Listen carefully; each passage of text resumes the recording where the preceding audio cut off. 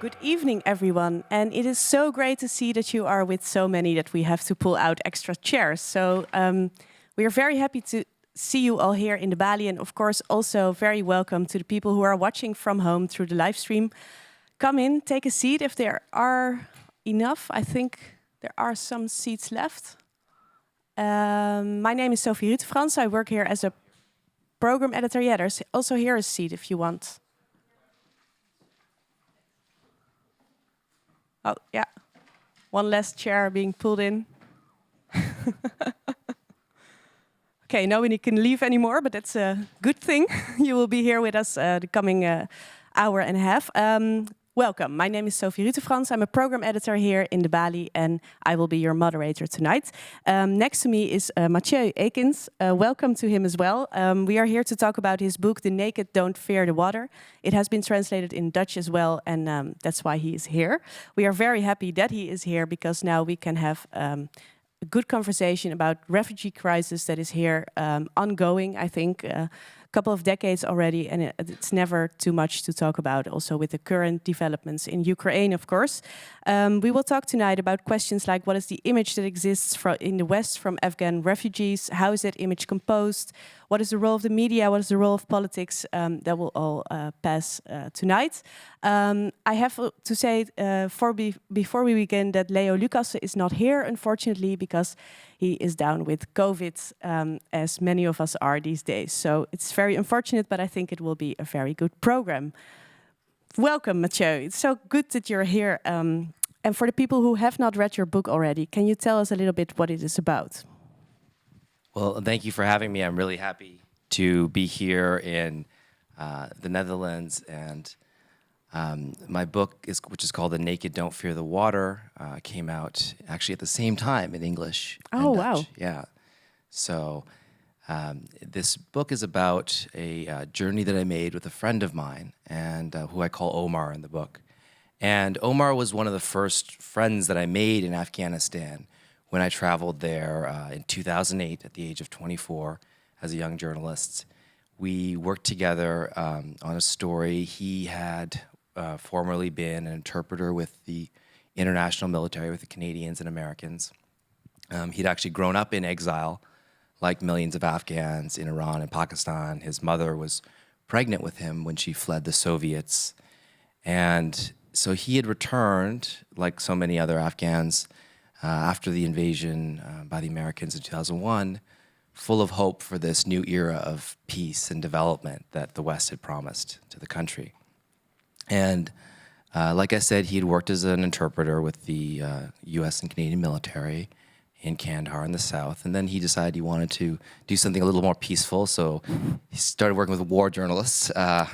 And we traveled together. We became good friends. I got to know his family as well over the course of the years that I was living in Afghanistan. And then, as things got worse, Omar was someone who'd always dreamed of emigrating, and he, to a better life in the West.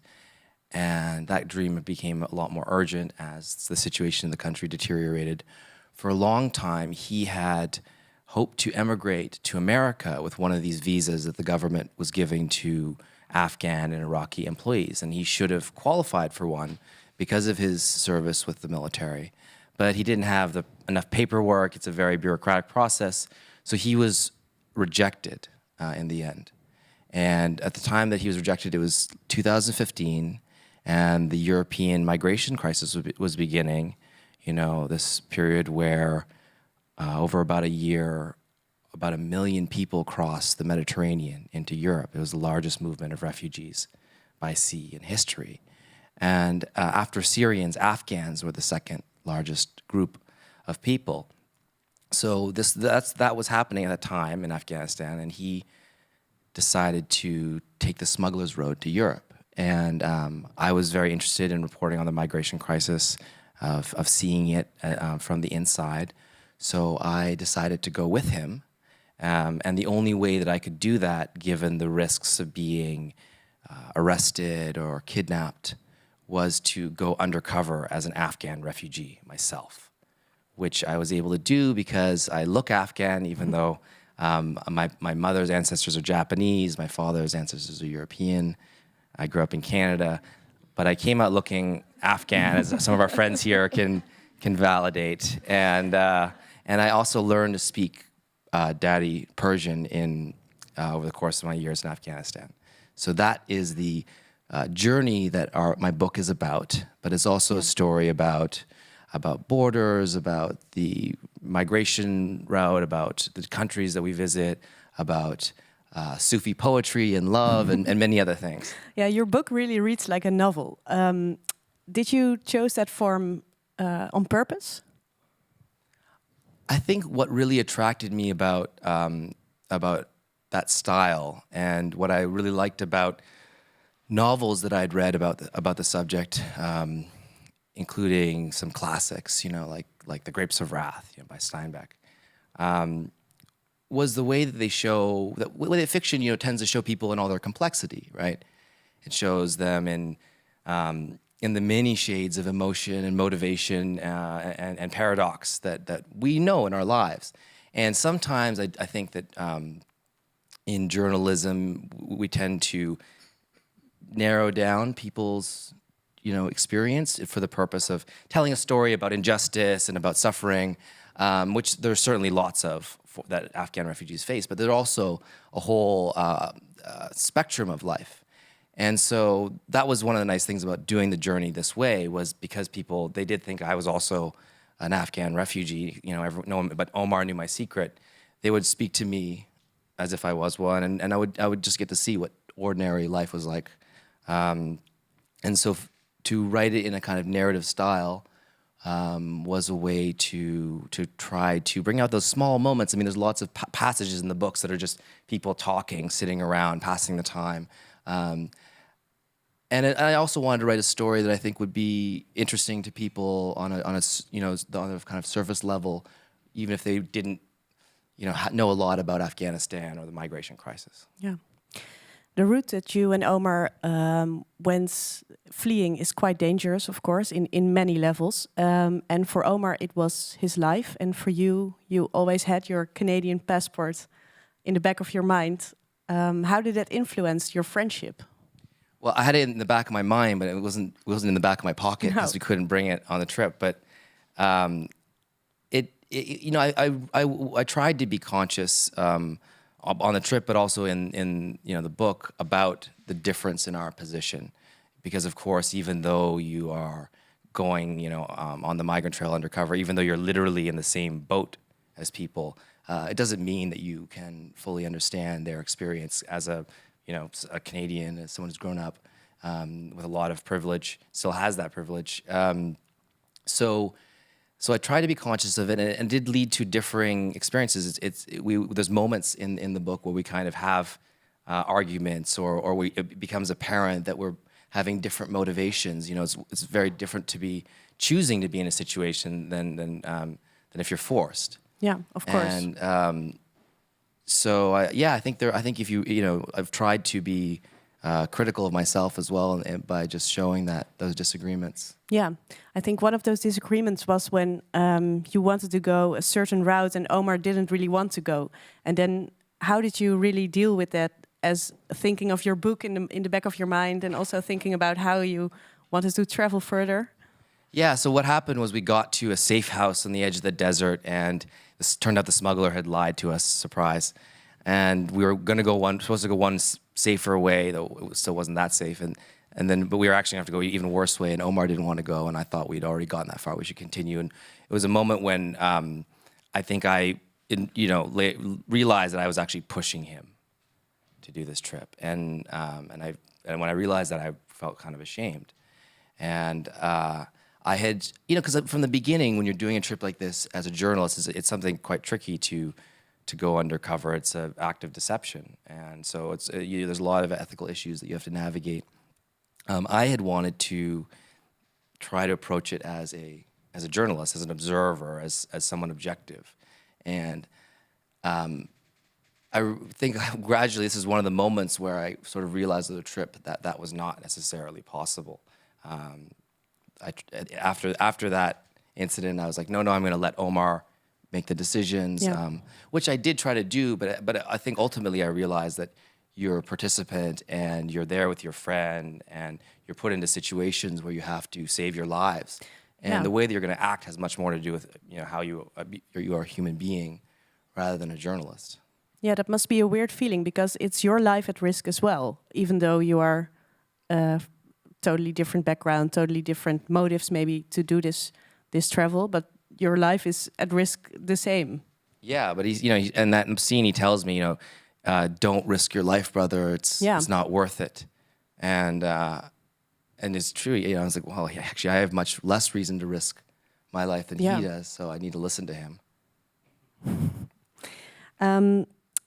Another thing that we're going to talk about with our other speakers as well is the two-faced world of the West. So you have the West in the way that everything is safe, there are human rights, everything is sort of in order, and then you see the other side when you come in the illegal ways. So you see the dark side of the smugglers, of the lack of human rights, actually. How did that comprehend in your mind, those two worlds? I think by the end of the trip, I had a more complete understanding of how much those two worlds are actually connected, and they're flip sides of the same coin.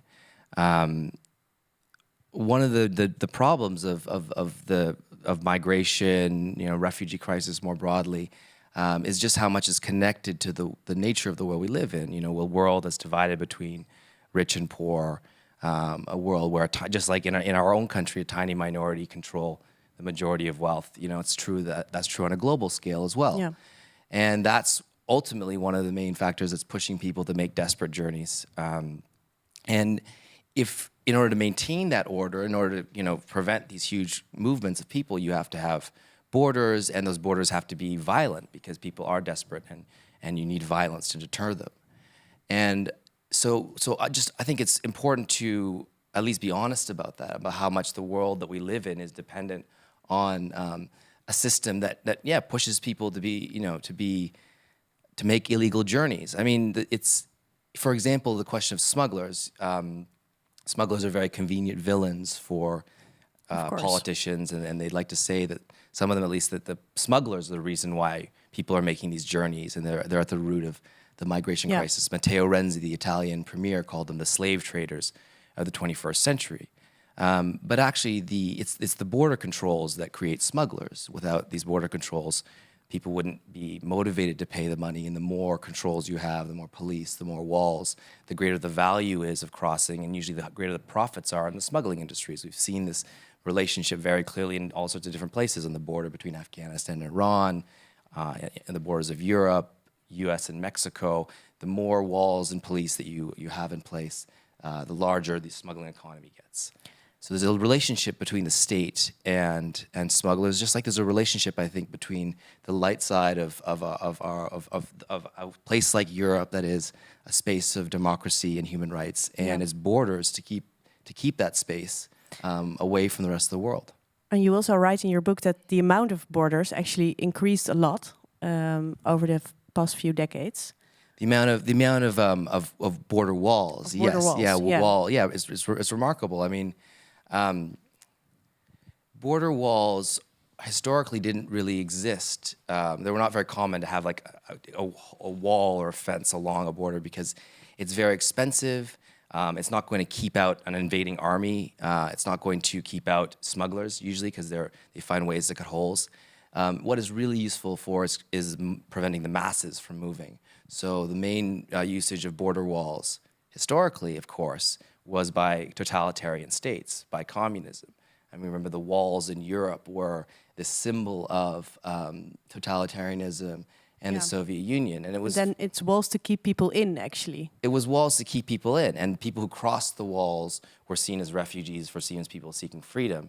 And what was remarkable, for me at least, was when I was in, I think, I don't want to get into details because the book, it's quite complicated and I don't want to spoil the book, but at some point I had to kind of cross from Bulgaria into Turkey.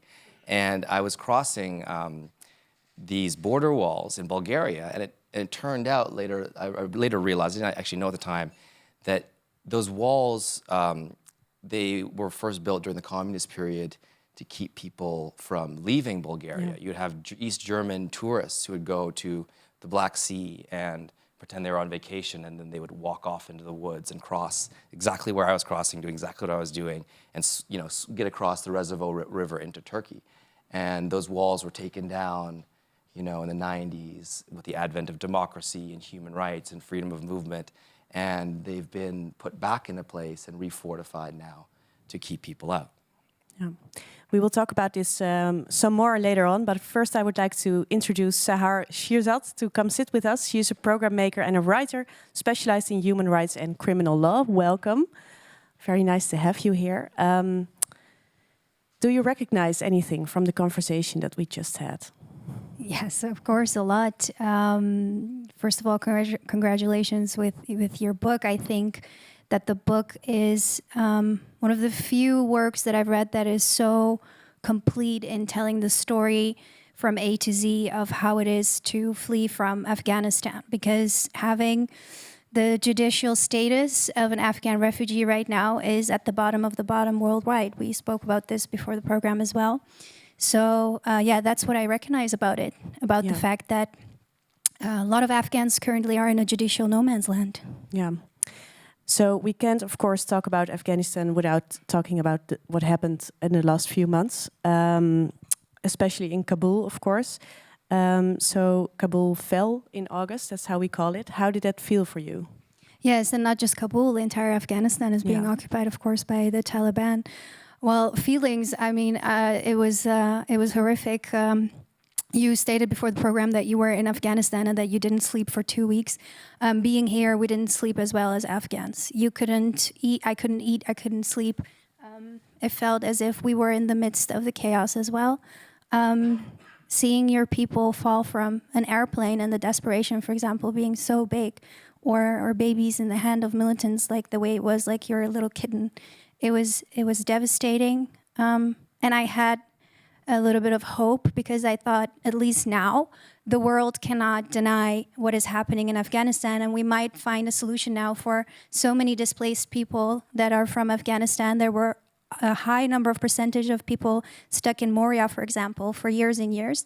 Tens and thousands of Afghans in Greece, in Turkey, in several places in Iran, Pakistan. So I thought maybe there will be a solution now, at least for them. Yeah. And And everyone unfortunately, can see that was now not the case. how bad it is. Yeah, Matthieu, you were there when it happened. What happened? I'm still trying to figure that out, wrap my head around it. I mean, it happened so fast. After I finished work on the book, I went back in June to resume, my work as a journalist with the New York Times Magazine. And within a couple months, the Taliban were at the gates of Kabul, and there was complete panic as people were rushing to evacuate. And everything, I mean, the whole Afghan state, the system that we'd spent, building for 20 years building, just evaporated like a mirage, within a day. I mean, August 15th, I was in Kabul. We could see the police putting on civilian clothes and walking away, and the next day there was Taliban at those same checkpoints. Yeah. How's the current situation now? Because it's been quite a few months later. It was, of course, very, very much in the news. I think everywhere around the world, everyone was watching, and now it seems to have quieted down a little bit, at least for the news.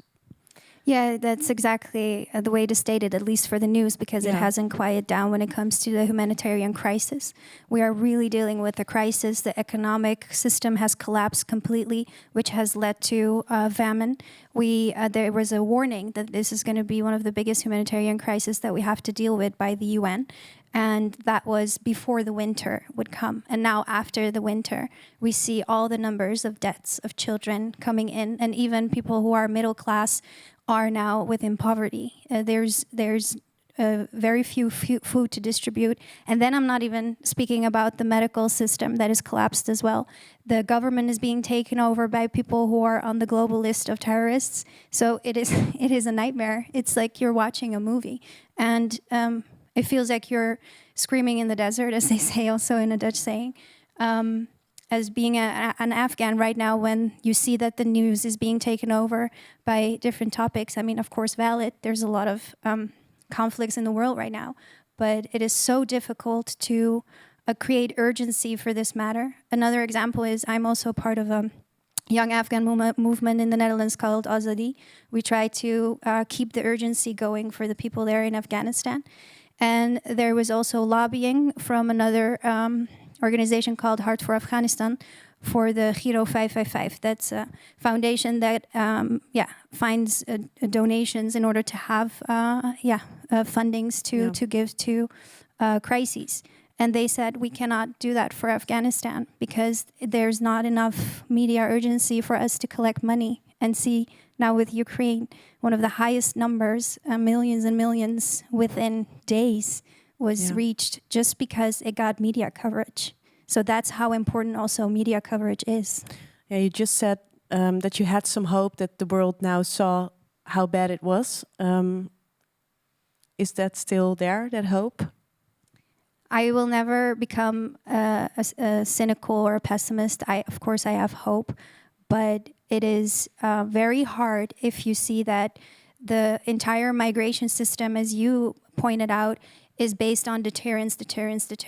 It's to keep people out. And I had hope that we might open the doors, at least for Afghans looking at the current situations, but those doors are still closed. I cannot fathom the idea that a place like Moria still exists to this day after the fire, after so much petitions, after that I know for a fact that there is so much support by the people in the Netherlands and Europe as well to finally close these camps. But there is just political stubbornness and unwill because we're not politically integrated in the European Union together in order to have a high priority of human rights. We are mostly economically integrated. So that's also how you see with Ukraine and Russia, we have economical sanctions, but we don't cooperate on a human rights level in order to save people. So I don't have the hope in the sense of that I don't see judicial remedies. There was supposed to be a new migration pact where the Dublin Treaty, for example, would not apply anymore. That's a treaty that says you have to apply asylum at the first country of entrance. That is the one of the laws that keeps a lot of asylum seekers stuck in the first country of entrance. That's why there are a lot of Afghans in Turkey and in Greece. Yeah. And there was supposed to be a new migration pact already 2 years ago, and still that has not happened. And that's why people are losing years of their lives that they will never get back. Yeah. We will talk further in a little bit, but first we are going to listen to an excerpt from the book, read to us by Rames Nourzada, actor and also a student in criminal law. Give him a warm applause.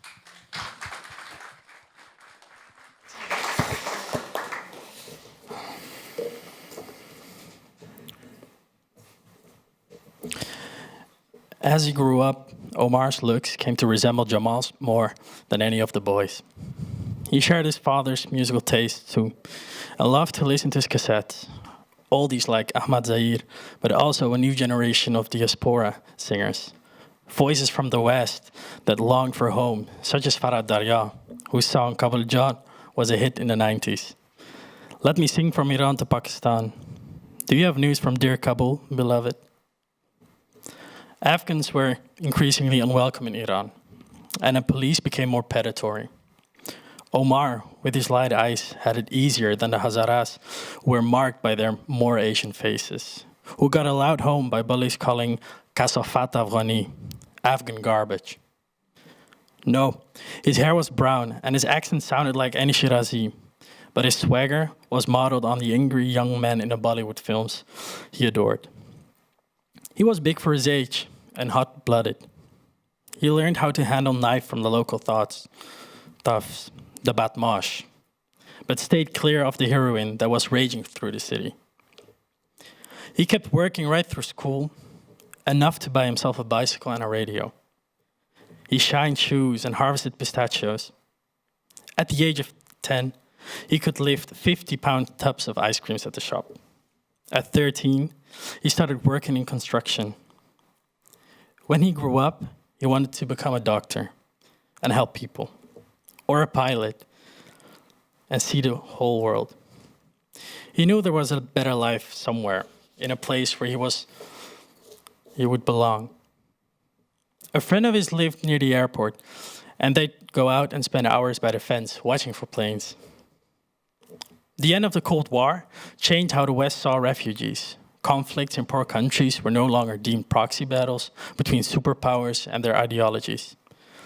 Terrible wars without faith or law, no less foreign to the logic of Clausewitz than that of Hegel, wrote the war correspondent cum philosopher Bernard Henry Levy. After the Soviets left Afghanistan in 1989, millions of Afghans went home. Jamal wanted to return, but Mariam refused. She didn't trust the fundamentalist rebels to let her girls continue their education. When the communist government collapsed 3 years later, the Mujahideen and the militias turned on each other, and the West turned away. The world has no business in that country's tribal disputes and blood feuds, proclaimed the Times of London. Now came the time of the warlords. Love died. Devotion died. Affections perished. The poet Khalilullah Khalili had written, "We are drowning in a sea of blood." The devastation of the 90s would stand as a warning to Afghans 2 decades later, when the Americans started to go and the government teetered, "Flee while you can." Kabul became a maze of ruins carved up by the armed checkpoints. Crossing them meant risking death. It might be the only way to avoid starvation. From a letter, Mariam learned that some militiamen had robbed her brother and beat him until he went blind in one eye. Then the Taliban, with harsh justice as their almost singular attraction, swept across the country. In 1996, they captured Kabul. 5 years later, Omar's family received the long-awaited good news. Jamal's brother, who immigrated to the United States a decade earlier, was going to sponsor their refugee application there. But they had to leave Iran and go to Pakistan, where there was an American consulate. They sold what they couldn't carry and went to stay with one of Jamal's sisters in Peshawar. When Mariam and Jamal went to apply at the US Embassy, they were scheduled for a follow-up interview a few months later. It was late summer 2001. On September 11th, they watched on TV as the Twin Towers burned. The US Special Forces and their warlord allies were in Kabul by the time they returned to the embassy. The official there told them that refugee applications from Afghans were being suspended. Mariam recalled these words, "Your country is free now. Go home." They returned in better Toyota pickups and Mercedes buses, long retired from Germany. They came on foot, on a donkey, family by family, over mountain passes, and in throngs of thousands at great border crossings of Wesh and Torkham. They landed on Boeing 747s, wearing suits and freshly shined shoes. They came bearing master degrees and prosthetic limbs and red-cheeked infants. 5 million returned. It was the largest repatriation program in UN history. Our commitment to a stable and free and peaceful Afghanistan is a long-term commitment, said President George Bush, standing beside the new Afghan leader, Hamid Karzai. The Taliban had prohibited music. The first song played by Radio Afghanistan was Daryas Kabul Jan. Do you have news from dear Kabul, beloved? And have you heard it from me? In the spring of 2002, Omar and his family took a bus up to the Khyber Pass and arrived at the border of their own country. At the crossing, the stark white banner of Taliban had been replaced by the red, black, and green of the king's time. The sight of the flag filled Omar with hope. Thank you.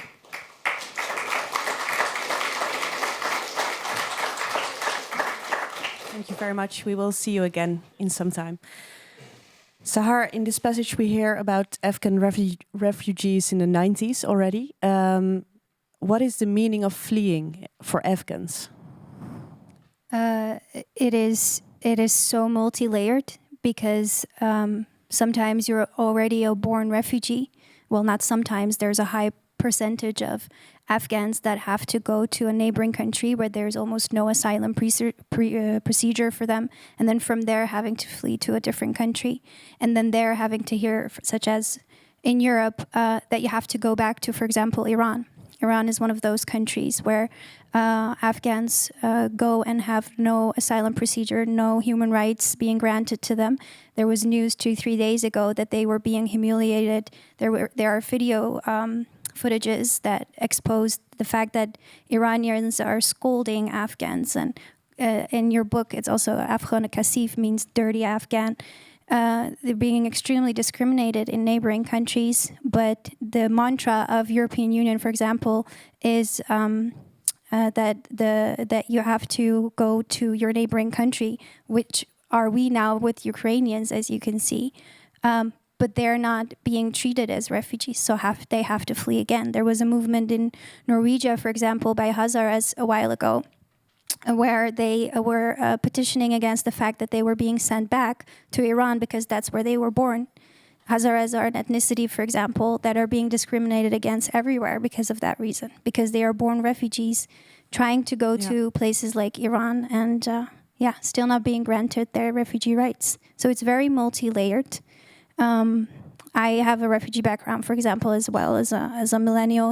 We came here in the 90s, and you also have a generation now that is in the West for more than 20 years and integrated in the system, and having to look at a generation with such a long refugee background, and my children perhaps having to see that again, and what does that mean for the identity of my child? Yeah. So it goes on generations and generations for long generations, now. yeah.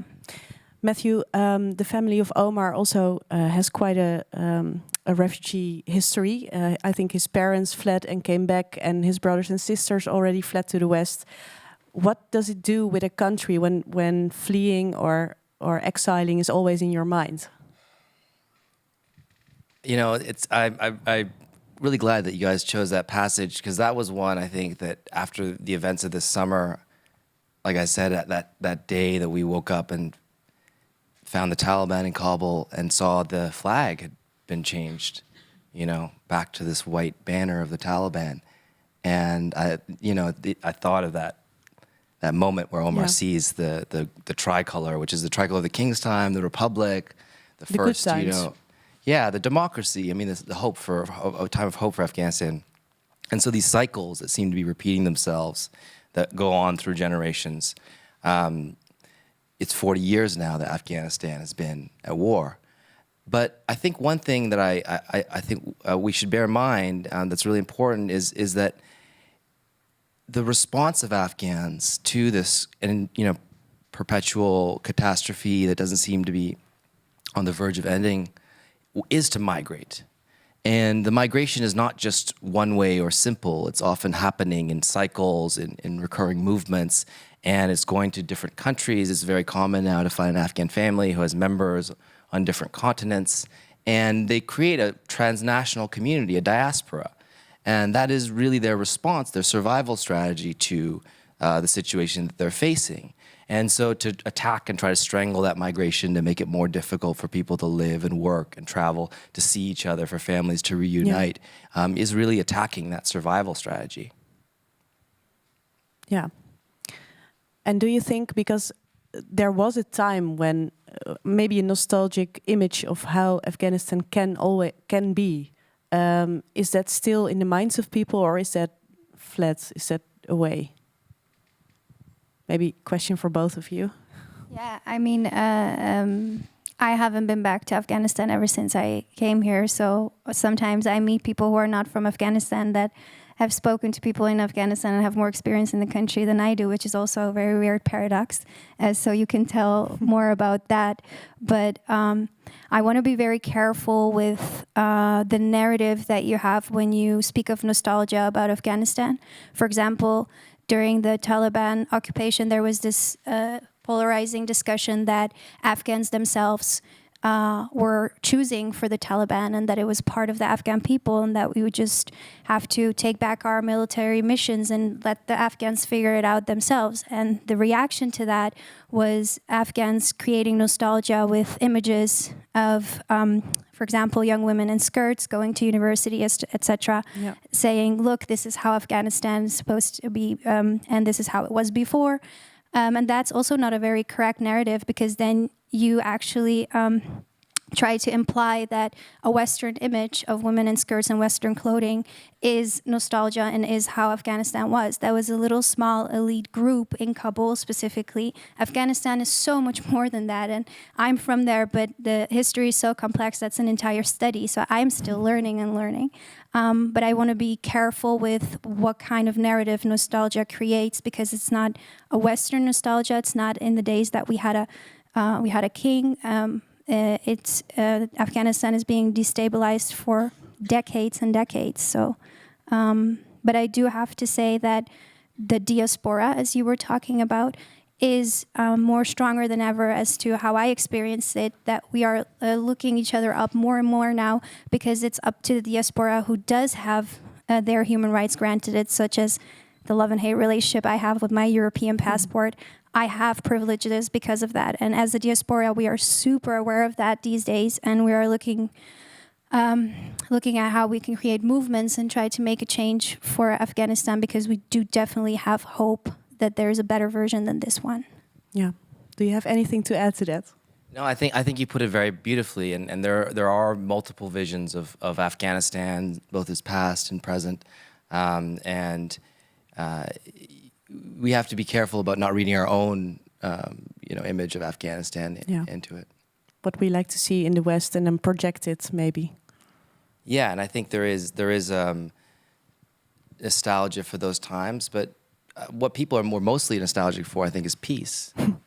And that certainly is something that I think all Afghans agree on they would like to have. Yeah. We talked earlier a little bit about the comparison with the Ukrainian crisis that is happening right now, and maybe the sort of double standard that we see in welcoming the refugees from there to here. Sahar, how do you see this happening?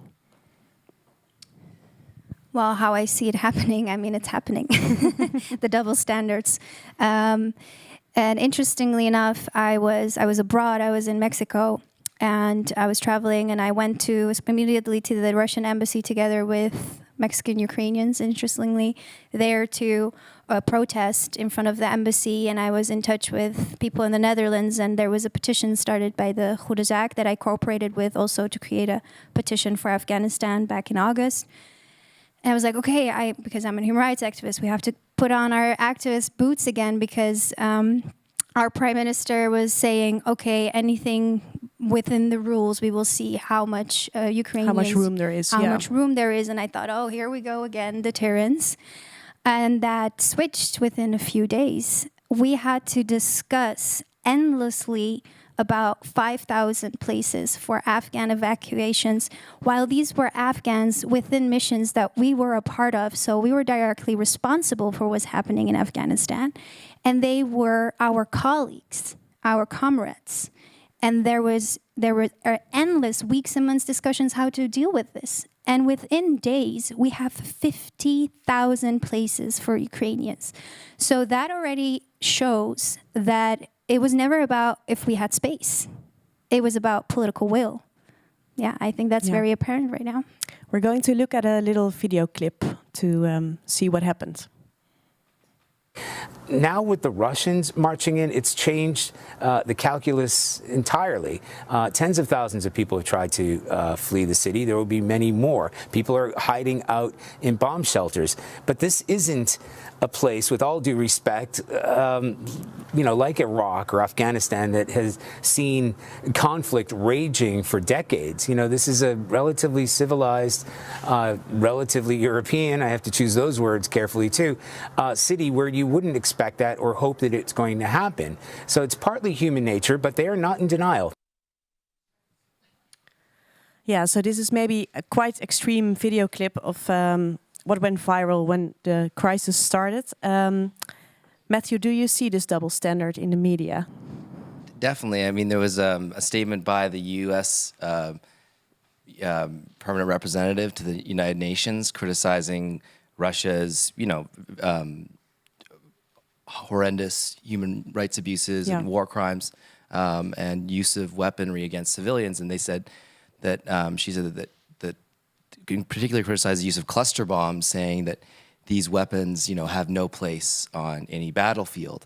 And that remark was later deleted from the transcript of the United states that they put out about it, because the U.S. has not signed the Convention Against Cluster Munitions, and I myself have been to Yemen and seen U.S.-made cluster bombs being used by the Saudis against civilian targets.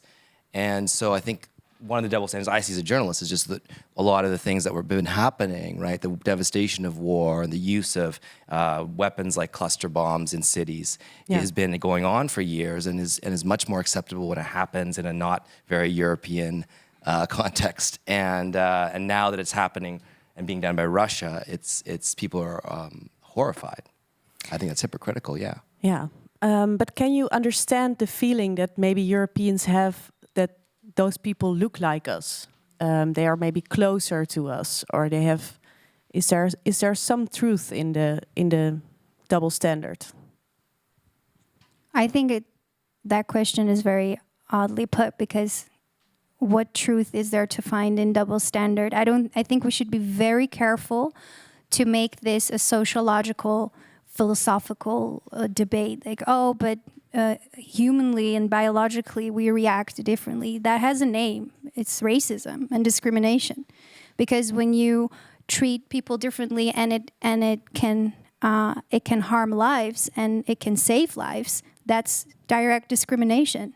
And the discrimination and racism doesn't only apply to journalists and people looking at it differently, because here in the news in the Netherlands, there was this village where there were people questioning the municipality. You said Ukrainians were going to be here, but we saw black and brown people. You guys are lying to us. These are not Ukrainians. We do not okay this. That is blunt racism. But what is more dangerous is that it's engraved in our law system. We have an entire law system based on safe and unsafe country of origin. That already differentiates you in what line you're supposed to be in.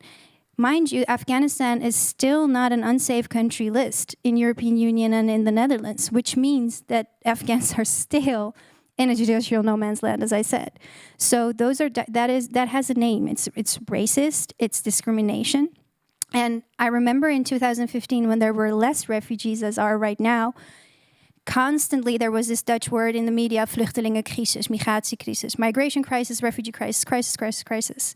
Not once have I seen refugee crisis as a word next to what's happening now that the Ukrainians are coming here. All of a sudden, it's not a crisis. But I know what crisis was happening in 2015. It was a discrimination crisis, because we had place. And there were refugees, that was a fact. It was not the refugees that were the crisis. The discrimination created the crisis where people got stuck in places like Greece and Turkey and are still being stuck. That's the crisis we have to deal with. Yeah. I agree. I think it maybe makes more sense to think about the laws. And one of the interesting things about, and whether those are discriminatory, and one of the interesting things I think about the Ukrainian crisis is it shows just how much these crises, these tragedies are the product not only of war and other disasters, but of laws and border systems. So Ukrainians have been allowed to leave their country. You know, they could cross the border into the European Union without a visa. They could get in their car and drive to Poland. They didn't have to hire smugglers to take them across the deserts and the forests and risk their lives in little boats. And that, of course, is the situation of Afghans and Syrians, but that's because of the laws that keep them trapped within their country. And again, that's really a system that exists in general to keep people coming from poor countries to the West. And what's interesting about that, it was one thing that I am, relieved, not happy about, but relieved, is to see that now it's become world news, right? Because we knew that, at least if you were interested in the topic or you were an activist in the topic, you would know globally, or for example, you're reading the news through the US, you would know that there's discrimination at the European borders. But now it's so apparent, and now I have hope seeing what happened at the Polish borders and what's happening in European Union, and now having the highest unity than ever because there's the common enemy. We might now finally take action in the whole discrimination and racism part. What's happening at the borders, so there might because we can't deny it anymore. No, it's undeniable. It's there. It's in our face. I think this is a good moment to see if there are any questions or comments from the audience before we talk a little bit further about policies and laws in the next conversation. Is there someone who would like to add something or ask something? Yeah. Wait a minute. My colleague will come to you with the microphone.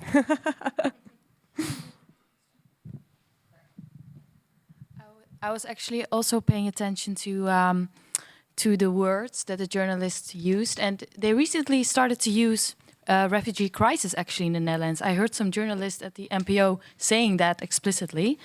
So with regards to the Ukrainian crisis. Yes. Yeah. And I feel like, do you think that there's going to be like a turn in the way we are going to welcome the Ukrainian people?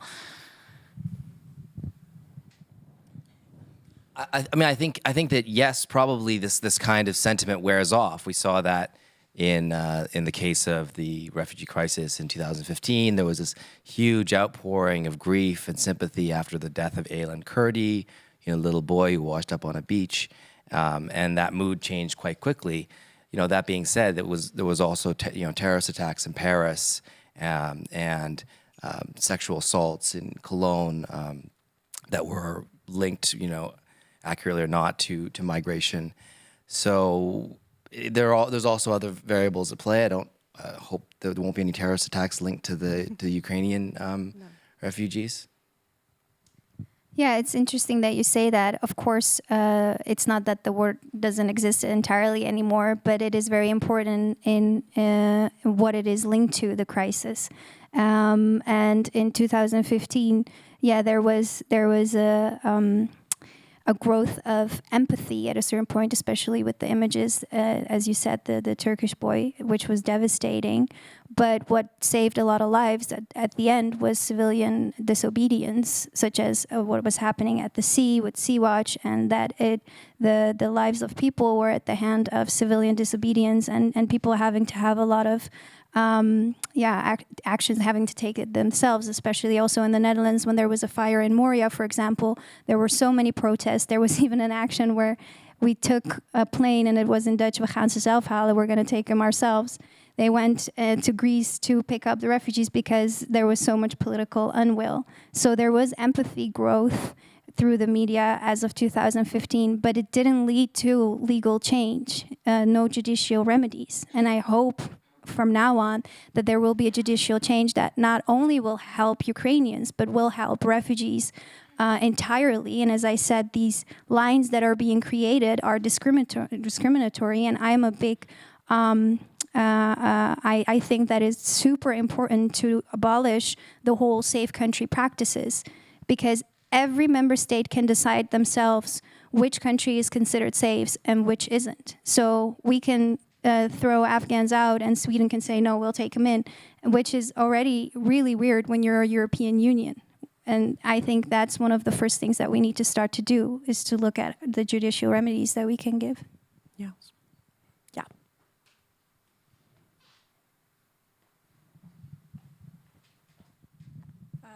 What was the reaction of countries surrounding Afghanistan after August? The reaction was to close their borders. Yeah, so there was the border was sealed off with Uzbekistan, for example. In Pakistan, they were stopping, they're closing people crossing. In Iran, and not just the neighboring countries, but other countries in the region, stopped issuing visas. Some countries like India canceled visas that existed for Afghans. So Afghans really became, and then of course the Western embassies had all left.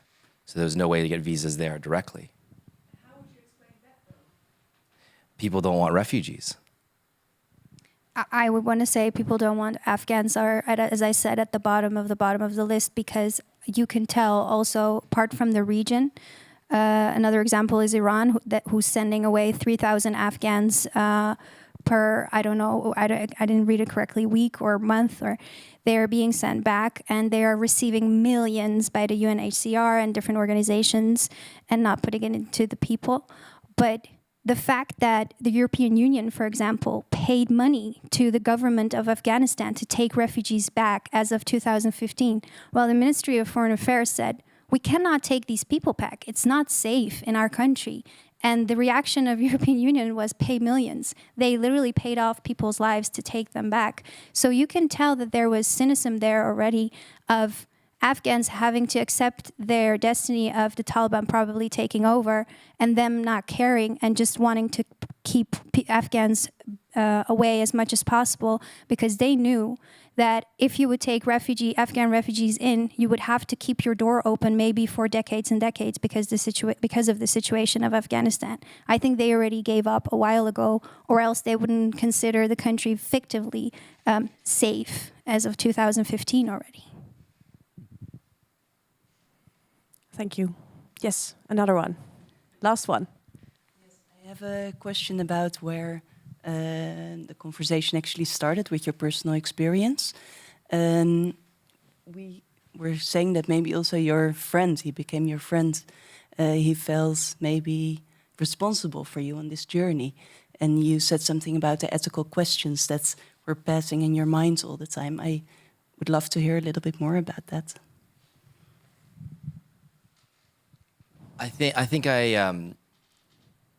We knew each other quite well and trusted each other. So I think that was, first of all, the basis for us, our taking the journey together, where our lives would really be in each other's hands.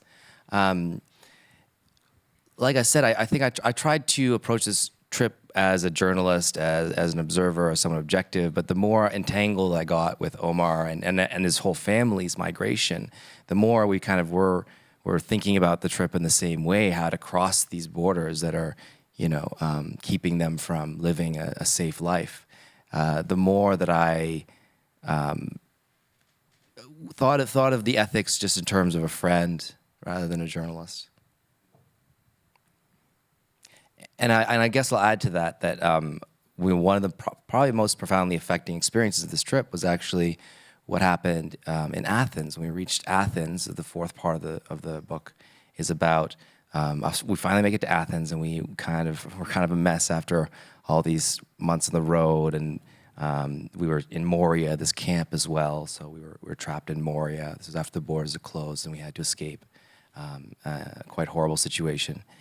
We ended up in a squat called City Plaza, and this was a hotel that had been abandoned during the Greek economic crisis, that a group of radical no borders activists had cut the locks and moved in all these people who at the time were living on the streets or in these horrible government camps in Greece. All these people had been trapped when the borders shut in the Balkans. And so it was activists and refugees and foreign volunteers all living in this squat that was really amazing place. And it was, the idea of the activists was that it was this kind of example of a radical world without borders. For the refugees, it was just kind of a nice place because they wanted to get where they were going. But I was very inspired by the way that people, in the face of perhaps an impossible situation on a global level, were willing to act individually, but motivated, I think, by a radical consciousness. They weren't donating to some NGO charity. They were trying to be in solidarity with people that they actually knew. And again, I am a journalist, I'm not an activist, and I still work. I think that's where I'm most useful, but I was very inspired by this place, which is kind of a magical place that doesn't exist anymore. But while it did, it provided a home for a lot of people. Yeah, it's a very special place, and it's very interesting to read about it. Sahar, thank you very much for being here. Unfortunately, you have to leave, so give her a warm applause.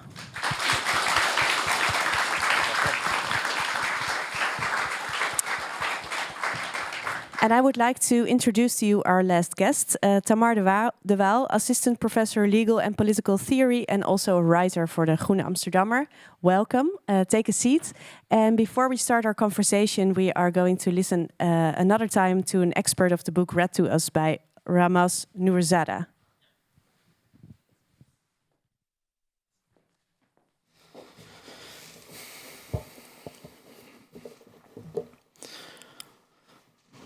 There were 2 men at the bow of the Turkish boat, carrying flashlights but no firearms that I could see.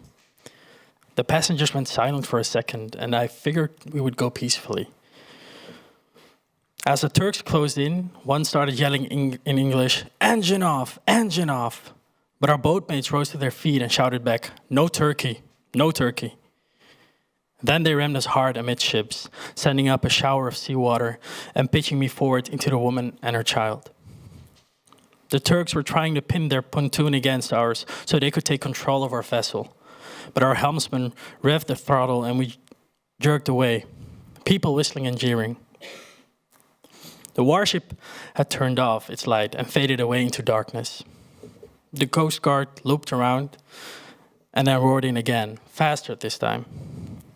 I had to jump up to avoid getting crushed as we collided. The Turk put the wheel over the force, our bow around, but our helmsman kept goosing the throttle. Beneath the screaming engines, I could hear the thump of limbs against the pontoons, the hiss of water from the bow.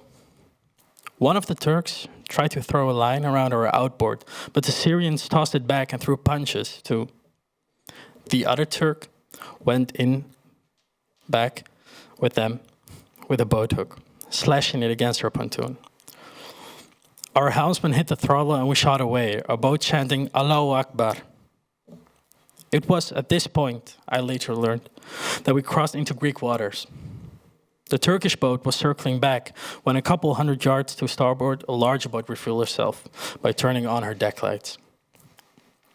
The passengers stared as our helmsman slackened the throttle. "It's the Greeks," someone said. "No, it's the Turks, keep going on," shouted others.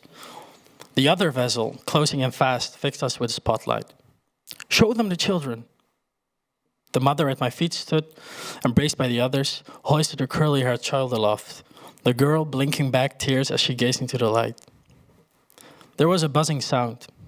I turned and I saw the Turkish boat bearing down. "Look out!" They hit us so hard that we bounced away.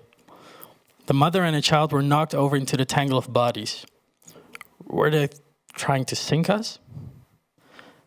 Again, they looped around, but this time, the other ship, a big cutter, swung in between us, and the Turks broke off their pursuit.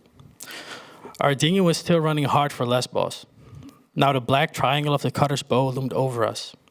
Burly sailors with pistols on their hips stood at the railing, backlit, yelling down in English, "Stop the engine!" There was no way we could escape, yet my boatmates argued over whether to surrender. Then we saw the illuminated flag flying from its quarterdeck, the blue on red cross of Norway. "It's the Greek flag!" they shouted joyously and broke out in ululations. The helmsman cut our throttle and the ship pulled alongside. The refugees, agitated, kept shouting, "No Turkey, no Turkey!" up at the Norwegians, who tried to calm us down. Omar went astern and spoke to our rescuers in English. They asked everyone to sit and stay quiet. Finally, one by one, women and children first, we were hoisted on board, frisked and sent forward on the open deck at the bow of the cutter. She was the Peter Henry von Koss, a rescue vessel detailed to the Frontex mission. As we got underway, the wind began to slice through the throw clothes, which were soaked from the melee. Under the decklight, I could see my boatmates clearly for the first time.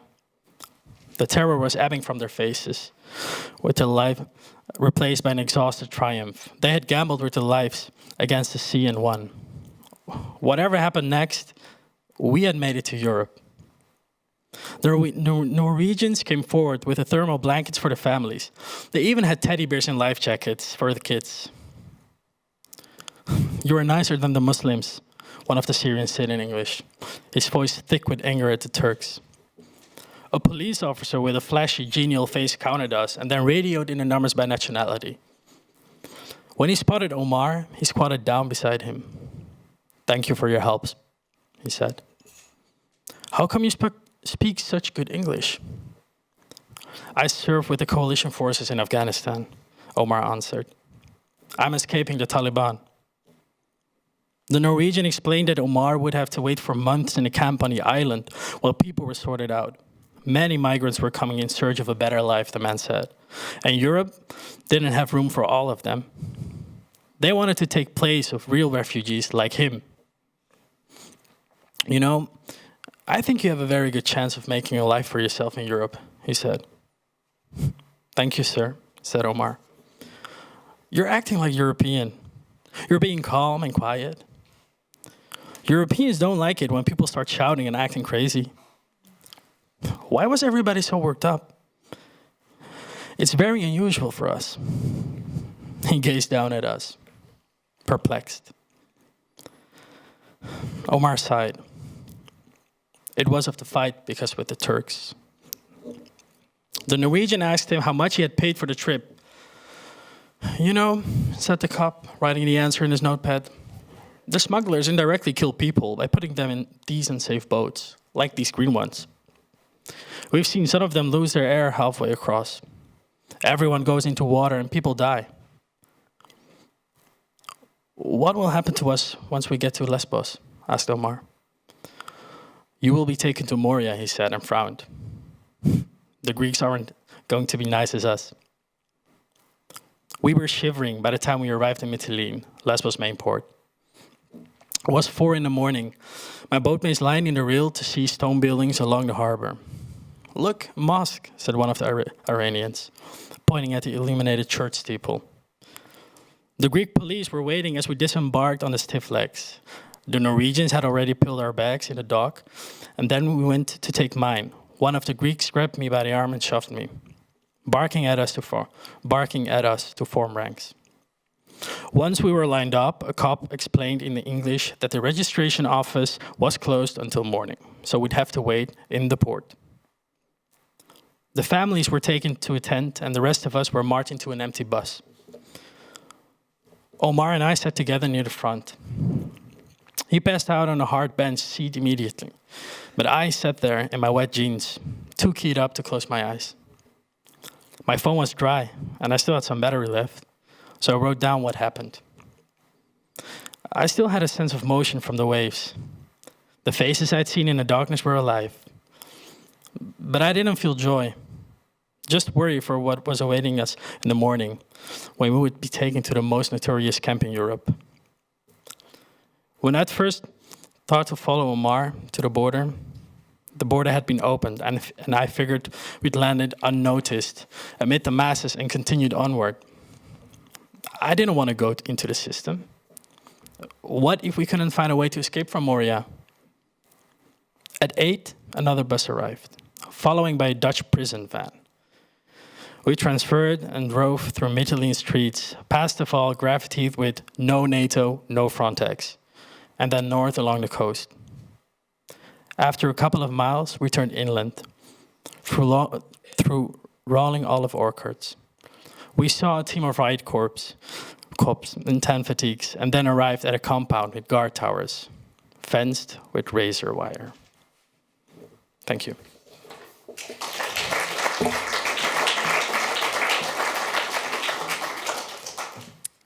Thank you very much. Matthieu, can you describe what you felt when you arrived at Moria? I felt like I was in deep shit. It was not the plan, right? No, it was not the plan. We didn't want to go to Moria. It was the worst possible place to go. The smuggler had actually promised to take us to a different island. It's a long story, but it was the largest most important hotspot in this new system that was created in 2016, where the islands were turned into open-air prisons, basically, to keep people from going on. And then, as a result, these camps filled up very quickly, and they weren't designed to hold the thousands of people, And there was a lot of violence, and there wasn't enough food. You lined up for hours for meals, for the bathrooms, which were, unsafe for women and children, especially at night. And it was an environment that pitted people against each other, and it was really just a horrific place to be. Yeah. Tamar, what was the first thing you thought when you heard this passage reading out loud?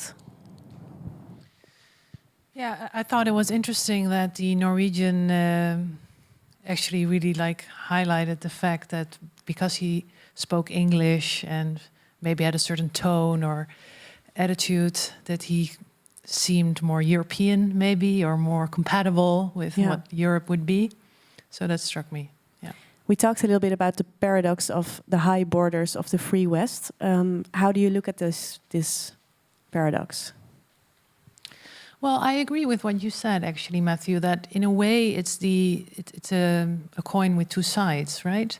That's not to justify it, but the fact that we have this promise of asylum, which basically gives you a house in the Netherlands, education rights, a full path to citizenship, if you want, in a way has one of the results of that legal situation, which I think I still support, but is that there is this need, or that's what we see now, to keep people out. Because as soon as people enter the territory of the EU or the Netherlands specifically, they can claim all these rights. So it actually makes the border this harsh. So in that sense, I think, that's one of the perspectives you can have on it. It's a more descriptive one. I think normatively we could say more about it. But I do think that's one of the explanations for the fact that we have such harsh policies to keep people out, because it's literally they should not enter the territory, because then they have the right to an individual procedure and human rights and da-da-da-da. Yeah. So just on that note, I mean, I think one of the things about this passage that has definitely changed since then is that at the moment we came, there was still a Frontex rescue mission that was really focused on saving lives, because all these people were drowning and it was a big shame in the media. And so that's why you had a Norwegian boat that had teddy bears with life jackets and pulled us out of the water and took us there. And those boats are all gone. Frontex does not have a same presence or search and rescue mission. Instead, the Greek Coast Guard is now actively conducting illegal pushbacks, where if that was nowadays probably a more typical experience, where the Greeks would have come and taken us and pushed us back, disabled our engine, and left us stranded at sea. And there's been cases where Frontex has been trying to avoid even looking. They're careful to turn the drone camera, away from this stuff, because it's illegal. Yeah. And that's, again, because they don't want people to actually set foot on European territory, so they push the boats back. You just told us about this group of activists in Greece that you were with in the hotel, and I think they also have a really ideal of no borders at all in the world. How do you look upon such a view? Both of you. Well, there are people who say there should not be borders at all in the world. Everyone should just be free to travel to wherever they want. Is that feasible, and is that maybe a good ideal to strive upon? I don't know. Well, I think it's a good ideal to strive for.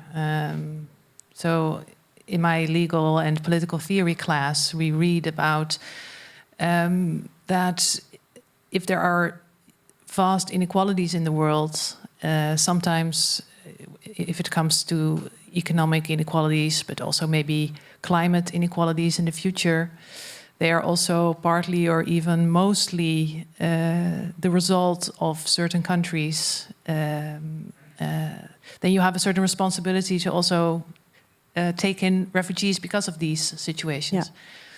Yeah. So there's a moral argument, I think, that's quite easy to make. But I think that currently we do not see that the West sees this normative dilemma as we have to invest in these countries or pull out our wallets because otherwise we have to take in refugees. I mean, that's not the trade-off or the choice that most political leaders see, because they basically think we should just close the borders. And in that situation, the numbers of migrants might be that high that it's unfeasible to take them all in. So that creates the argument, actually, to say we can't take them all in, because then we would basically collapse. Yeah. And I think that there is an argument, also morally seen, that you cannot take in amounts of migrants that actually collapse your state, because then there's also no help for them. So it's a complicated issue, and you really have to decide upon which do we want to speak about how we see world order and political questions that are global, or do we want to really focus on the legal current side? In the current world, I wouldn't say let's open all borders tomorrow. I wouldn't say that. No. So this is the hardest question. These are the hardest questions. What do we do about climate change? What do we do about global inequality? What do we do about capitalism, which is at the root of these things, right? And I don't have the answers. The answers aren't in the book, in case you're going to buy it for that reason. I don't have the same political certainties that the activists do. I think I'm kind of skeptical that there's an easy plan out there that we just have to follow. But at the end of the day, I think we also have to just be, we have to be honest about what's happening in our world right now. The way that if inequality is getting worse between countries and we don't have new ways of looking at how we're going to address that, then is that going to mean more borders, more violence at those borders? That's what's happening. So we have to at least be honest about that. And I think that's one of the things that attracted me about migration, was the way it connects so many of these issues. What's happening with the war in Afghanistan, what's happening here at home within our own societies, what's happening in a world system of capitalism and climate change. Maybe we can act as individuals in a more coherent way than we can as a state or as a group. We've talked already a little bit about laws and policies, and that those things are at the root of who is coming into our country and who's not, and who's allowed and who's not. The title of this program is "Who Considers the West Worthy of Saving?" What would you say that are the conditions of who gets a refugee status and who doesn't? And can you tell something about that, maybe in general? Well, of course, there is the factor of sympathy that was already discussed. Although I would like also to add that the argument that they look like us, I always find that a bit weird, because I see people, even family members, that look like Syrians, and every day, right? And classmates and neighbors from all over. I mean, in Amsterdam we have 180 nationalities. So also to even claim that only people from Ukraine would look like us is like forgetting half of your city, right? So also the argument as such I always found weird. But I do think there is some sort of identification with certain migrants or refugees. But at the same time, there's also a legal dimension. And I also think that the legal dimension, of course, echoes or interacts with the idea of who the desirable migrant is, or who is welcome and who is not welcome. And I think one of the interesting things about the influx of Ukrainian refugees right now is that they became desirable migrants before the war happened. So in 2017, they were allowed to travel to Europe for 3 months without basically any legal procedure necessary. They could also already easily work in Europe, also the Netherlands. And there was also this sympathy with Ukraine, I think, because they were next to Russia. So in that sense, we also politically identified with them. Yeah. So, of course, you now see the double standard. And I think it's also very important to emphasize that in the double standard, the problem is not how the Ukrainians are treated. The problem is how the other refugees are treated. Thank God that Ukrainians receive a warmer welcome. Although I also agree that we have to give it some time to see how it develops. Because actually today I saw in the newspaper an interview, I thought it was NRC or Volkskrant, with a family that accepted Ukrainians into their house. And after 30 days, they basically said, this is not possible anymore. This is not what we expected, which I found an interesting sentence too. In the NRC. It was NRC? Okay, yeah. So in the sense, I mean, it was one article, but it could, I mean, also historically, there has been moments that groups of refugees were initially warmly accepted, and then after some years passed, actually sentiments changed. Yeah. So in that sense, but there is this clear double standard. But I also think that interacted with the fact that the legal situation already changed before the war. So one of the things we just said, it's very important for people that have a right to asylum to actually enter the territory.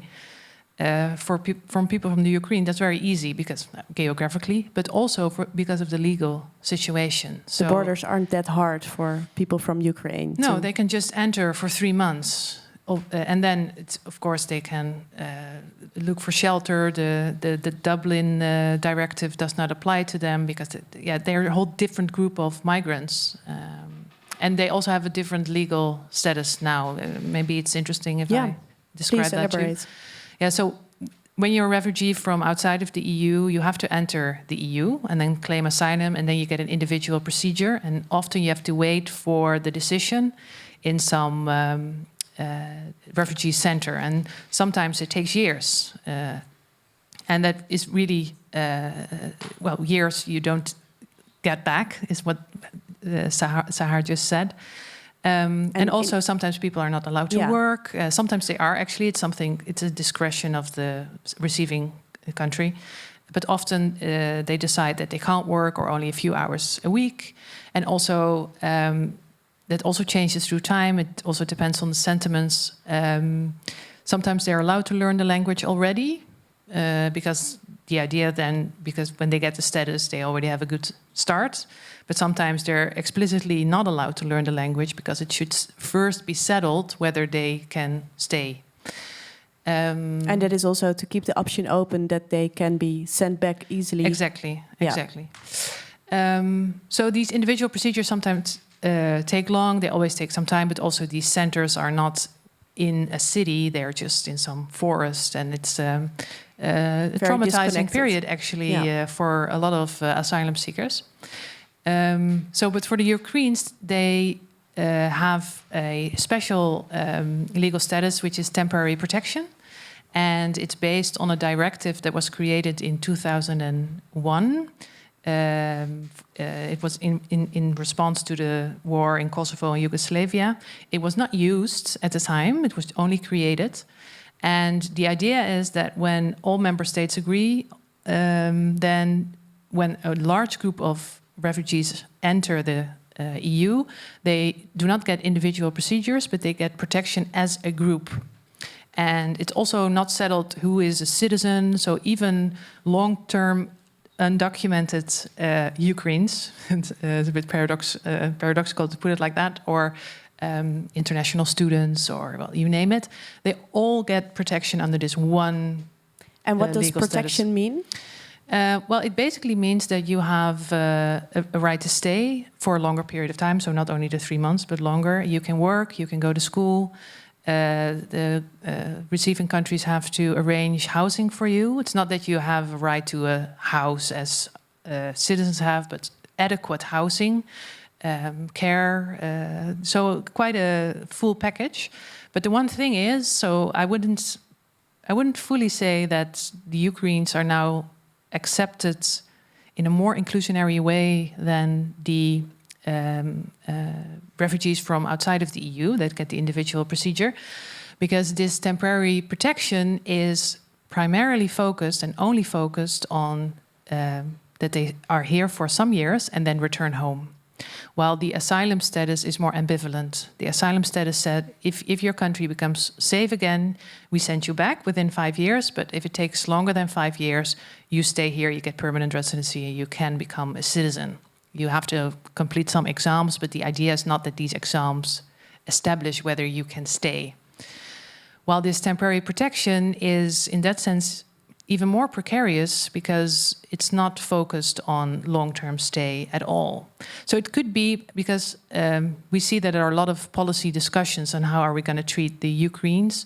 So it could be that that also this legal situation changes. So that, for instance, there will be language lessons from people from Ukraine. But now, in principle, legally seen, that's not necessary because it's basically just granting them security and waiting for the war to end. Yeah. But nobody knows when that is, of course. So it sounds like they have the best a refugee can get, but at the same time, it's so temporary that in the long run, it might not be the best way to Yeah, one of the results could be that they are pushed into precarious legal status for longer periods of time. Because after 3 years, the conclusion might be the war has not ended.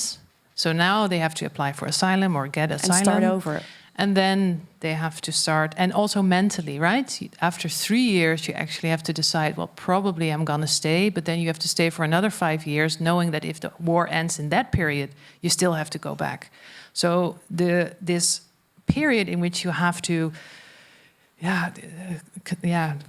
acknowledge that you're in a country and probably are going to stay, but at the same time might still leave, that's also a very...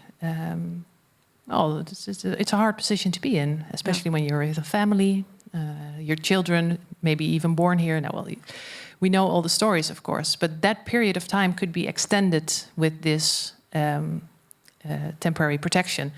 Although perhaps EU countries at a certain point say, we just grant them permanent residency, because, for instance, the refugee treaty doesn't say you have to wait for 5 years until you give permanent residency. You could just grant it right away. I know that Canada actually in 2015 received or accepted 25,000 Syrian families, and they got permanent residency the moment they arrived in Canada. So there's no legal rule against that. So it is possible in theory. It is possible, yeah, to immediately end this waiting time. To make a comparison, because we're talking about the West all the time, but of course you've done a lot of research here in Europe and how it goes with the borders over here. But how do you see the difference between Europe and, for instance, Canada, North America, United States? Well, I think Canada does have one of the most generous refugee policies in the developed world, but it's also much easier to do that when you can choose who you let in, because it's not really possible to reach Canada as an illegal migrant. The only land border we have is with the United States. So it's sort of an example of, being able to make decisions in the best possible world. Yeah. But you do see the effect that it has on people's lives. I mean, my Afghan friends who've made it to Canada are able to, study, to work much faster than the ones who've come to Europe. Is it also that the coverage in the media is then more positive about the influx of refugees? Yeah, I think there's probably a bit of a cycle there, circle there. The policies make for better experiences, and better experiences make for more public support, which leads to policies. One of the nice programs that we have in Canada that I think has inspired other similar programs, I know the US is doing, is a private sponsorship program where people can actually raise money. It's usually a church group, an NGO, or a group of individuals can raise money to sponsor someone's first or family's first year in Canada. And when they do that, then they can actually nominate the candidate. Of course, the person has to be accepted under the refugee criteria, but they could say if they know an Afghan family who's stuck in Turkey or Pakistan, they could bring them to Canada. And it's actually something that I found out when I went back for Christmas this year that my parents are doing. They're involved with bringing an Afghan family. It's a sponsorship program, right? A sponsorship program, exactly. And they're involved with bringing an Afghan They asked me if I knew someone who needed to be sponsored. So I have a friend who's a journalist stuck in Pakistan with his family, who hopefully they will be able to bring over. And one of the results is that you have a local group of people who are invested in helping this family transition into a new life in Canada, and has better outcomes as a result. Yeah, I read academic studies on it, that it's a very effective and successful program. But I also read that the Canadian families pay $30,000 for these families to sponsor them. It depends how the size of the family, but it could be $35,000, $50,000 or more. Yeah, that would be in Europe. I mean, we have this social system, right? So we would expect that the government would take care of families. There's no culture here that we personally would invest 30,000 euros in a family that we don't know. That we don't know, but even just to spend your own money on something like that, right? We have just a very different perspective on what the government and the welfare state should do. So when I read it, I thought, oh, this might be a good idea. But then I saw, oh, families have to. Yeah, it could, of course, something we could try. But I would think that in the Netherlands, we would expect that the government then pays for the families, and then maybe that we have some kind of network system in which we are connected to refugee families. Yeah, and just to be clear, my parents aren't paying $50,000. They're fundraising. You know, it's everybody. They have dinners and everybody chips in. Potlucks. They all chip in. I think that's very North America too, right? No, not too, not too, but I think that's a difference. Yeah. Is there something we can learn from other countries when it comes to migration policies?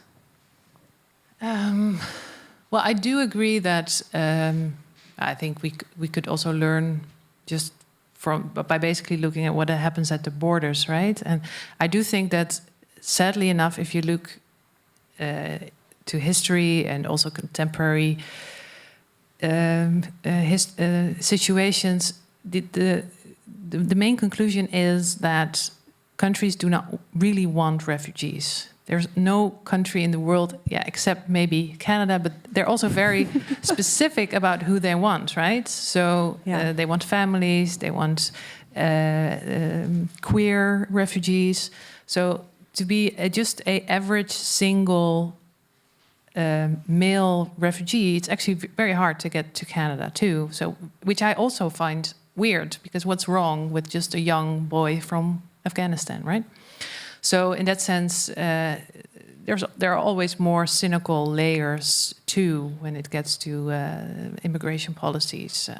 So I would basically say that we should emphasize and protect human rights more. And I'm not sure whether there's one country in the world that we could highlight as... That has the perfect example.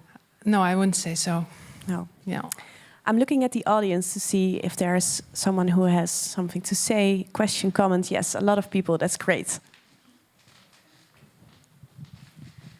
I just wanted to say about the community sponsorship program that you mentioned, because maybe some people find it interesting that in the Netherlands there actually is an organization trying to use this approach. Wow. And to make it work also in the Netherlands. It's Justice and Peace. It's in The Hague, and the program is called Samen Hier. And I think they have a pilot in 2 municipalities now. So if someone thinks it's interesting, you should look it up. Okay, great. Samen Hier. Thank you. Hi, a small question actually to Mrs. De Waal on the Temporary Protection Directive and its activation. Also to make clear to the audience that although the Ukrainians are treated well and have already had a status in the EU before the war, there is a distinction between Ukrainian nationals and third country nationals in the activation clauses, which requires the third country nationals to prove that they are lawful residents of the Ukrainian Republic, meaning that if someone who doesn't look Ukrainian comes to the border, he or she is pushed back still at the Polish border. At the current time. At the current time. Yeah. No, it's true. They are. We have seen the images on TV as well, but I think legally seen they should fall under the directive too. Sorry, they do, but the directive's activation clause makes clear that you need to prove your residency status in Ukraine, which of course people who are from third countries fleeing bombs will not be able to document themselves on before they leave. No, that's true. So even citizens, people of color from Ukraine have troubles entering Europe. Yeah, it's true. Well, don't forget these are the same Polish border guards that were pushing back refugees from Belarus. It seems like we've completely forgotten about that. They were using clubs and tear gas to push people back in the freezing depths of winter. People died on that border. Of course, the Belarusians were just as guilty about the violence, that was happening there. But it's a staggering contrast if you think about it. But those Polish border guards definitely know what they were up to a year ago.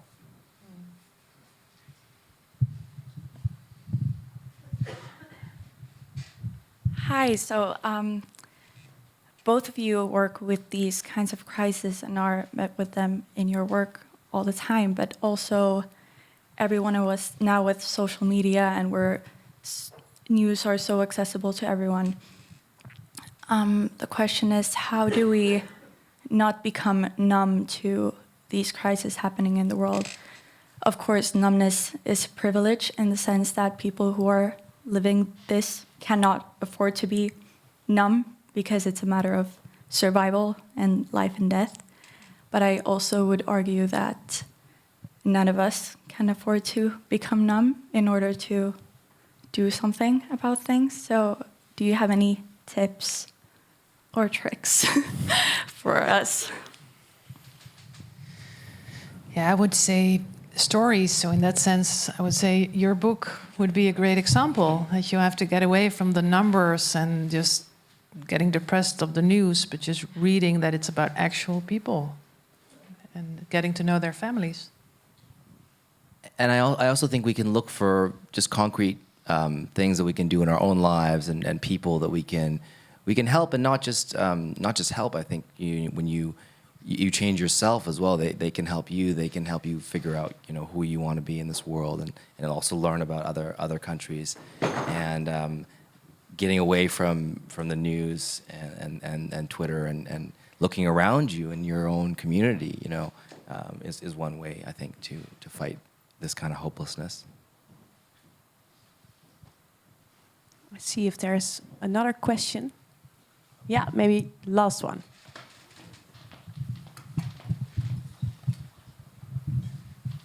Shall I just take it out? It's easier.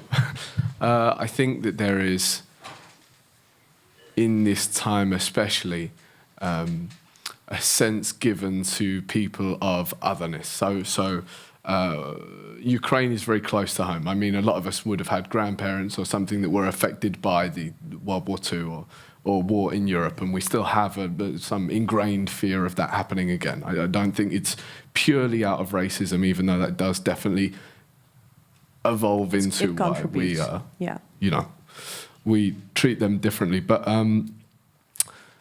how do you think we can de-escalate from this? Because obviously, well, I'm English, and we have played a part in bombing Afghanistan, Syria, lots of countries, and creating a problem. I mean, people are driven to radicalism, even terrorists, they came from somewhere. They were a normal person at some point whose children were probably killed and died and lived an awful life, which does tend to radicalize people.